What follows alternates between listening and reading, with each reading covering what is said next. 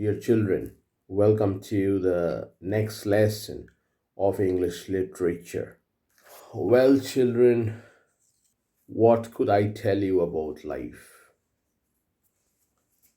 Life has become very volatile these days with the pandemic, financial distress, and uncertainty in terms of health conditions. Human lives have become very ephemeral, temporary, and volatile. I'll show you how we're happy, and maybe next moment you never know that happiness may actually fade away. Well, children, I have a leaf in here. Well, it's not good to pluck flowers or leaves from any plant, but well, I had this with me, and since I wanted to share you and give a message, so I am using this as realia. As you can see, it's a green leaf. Mm, you see, it's very beautiful and it's pleasant to the eyes when you see a green leaf which is so perfect in shape. And of course, this natural green color is very soothing to our eyes, but it doesn't take much time, children, in turning pale. The complexion of this leaf, as you can see, is yellow. It's no more green, and it's not in a good shape, children. And very soon, the condition of that leaf might well become dilapidated and lifeless, like the one that you see with me right now. Such is life, children. Such is life. Well, you can't hold on to a situation or a phase for long. Life is full of happiness and struggles, the ups and downs of life.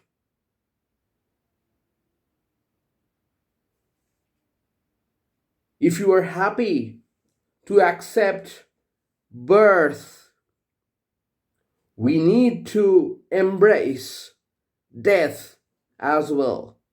So, children, a leaf which is so pleasant will definitely turn yellow and then wither away with time and fall from the branch of the tree which may harbor that leaf.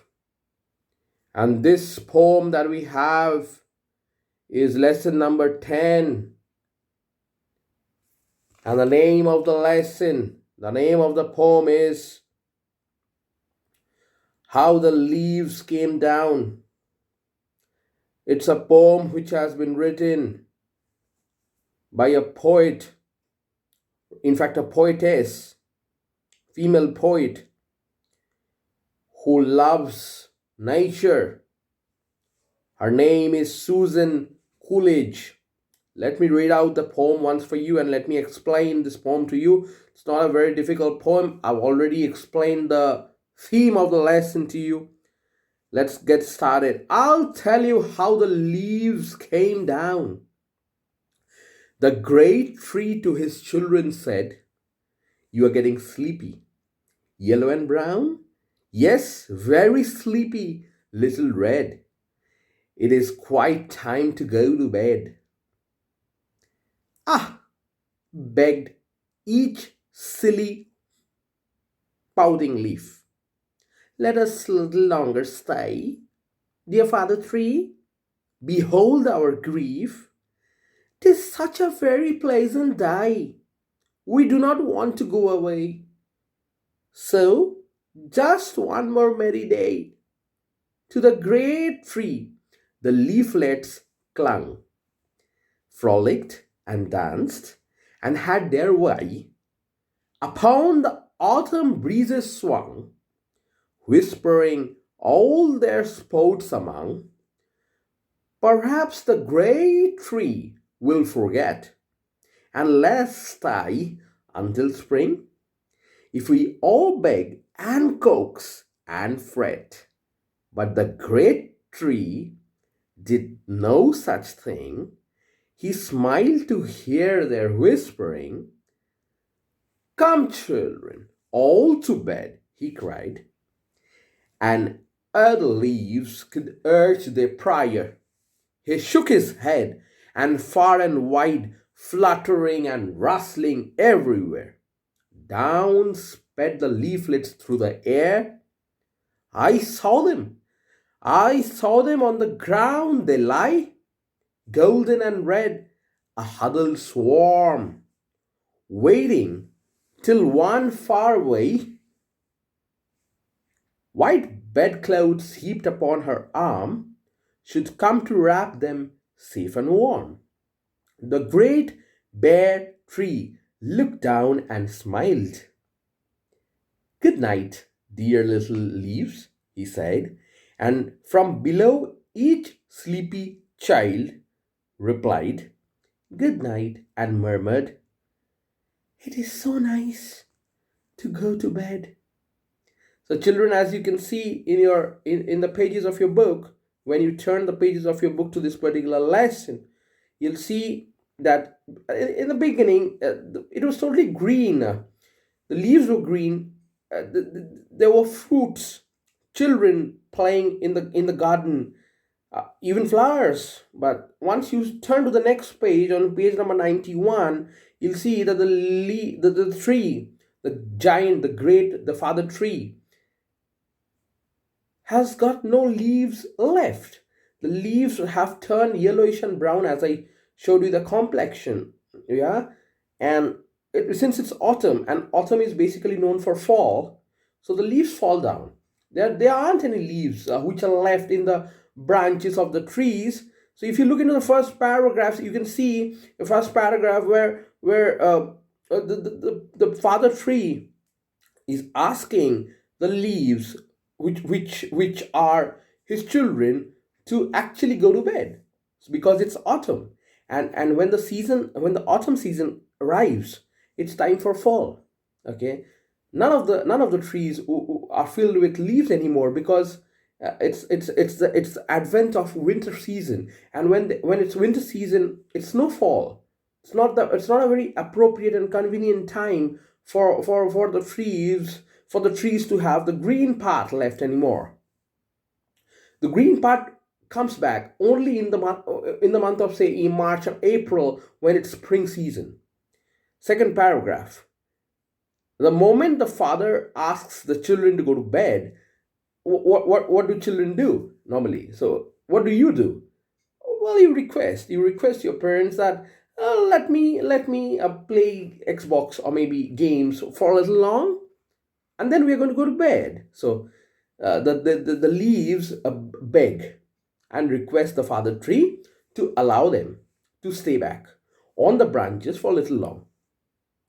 Since tis, what is tis? Well, it's a little traditional form of English which we don't use in our daily lives, but it's actually poetic English.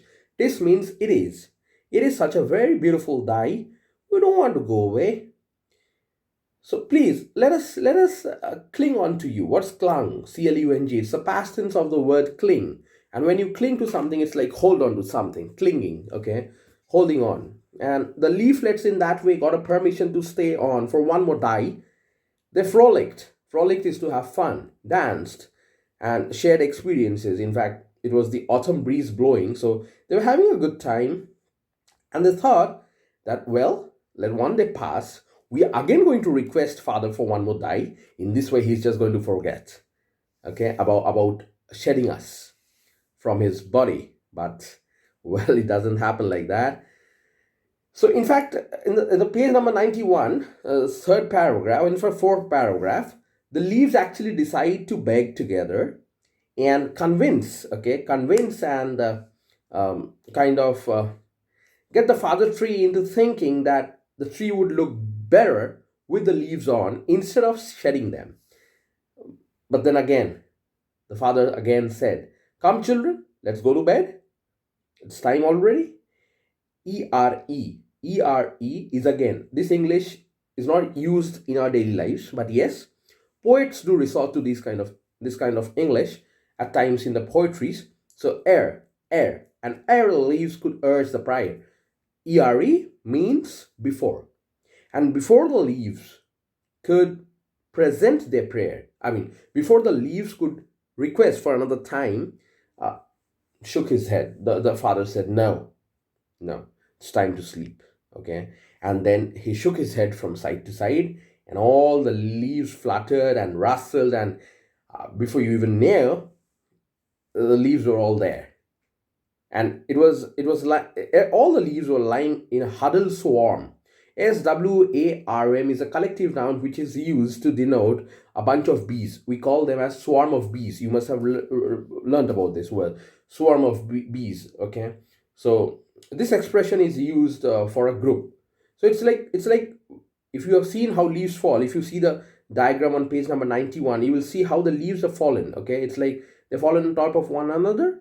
So what do? They lie down there, okay, and they wait for a girl who would come from far away with a white bedcloth, okay, and wrap all the leaves and take them away. Until then, as you can see the photograph, they're all lying down there, and once they're shed, the giant tree looked down at them and then said, and the tree said, "Good night, dear ones, dear little ones," and the leaves, well, had no other chance, but they responded and said good night. They murmured actually, and then it was all over. So, children, this is how our lives are. So, it's very important to plan your lives. Okay, every single day is an opportunity for you to learn and experience new things, and we should also use every single day to help others, because there are many people in this society who may need your help. And as I said, you see, relationships uh, um, are just not words in the dictionary. Well, every relationship is important. So whenever you tend to hurt someone, please remember, children, that every human being is mortal. Nobody is immortal that they would stay as long as you would love them to stay. And in case if anybody is gone, you won't be able to see that person anymore, so you would regret. So it's always important that we count on our happinesses, and we also cherish the tough times that we have in our lives. Just like we are having a pandemic this year, we had a pandemic, it's still raging on. So that's the message which I wanted to impart to you. So at the end of a tunnel, at the end of darkness, there is light again. But we need to have hope that there will be light. So, children, literature cannot just be restricted to 40 minutes of a lesson or maybe 15 minutes of a video. It's all about feeling. It's all about feeling and embracing literature in everything that you see and experience around you in your daily lives. I'll leave you with that message. Go green, live green, help the earth have an ecological balance. I'll leave you on that note. Goodbye, children.